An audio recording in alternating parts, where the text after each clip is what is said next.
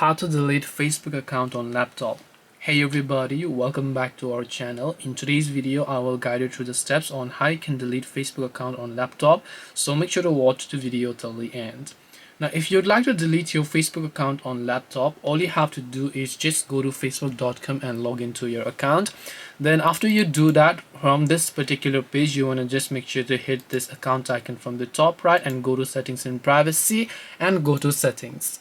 Now once you go to settings, on the left hand side you'll find settings and privacy, where you can just see more in account center, and once you go to see more in account center you should be able to see this type of interface here. Now what you want to do from here is you'll find this option right here which says personal details, so go to personal details, and from here you can just see account ownership and control, so just go to account ownership and control, and from here you can see deactivation or deletion, so you can just select deactivation or deletion option, and after you have done that you should be able to go ahead and then basically select your Facebook accounts here and then select delete account, hit the continue option, and then you'll be able to delete your Facebook account on computer.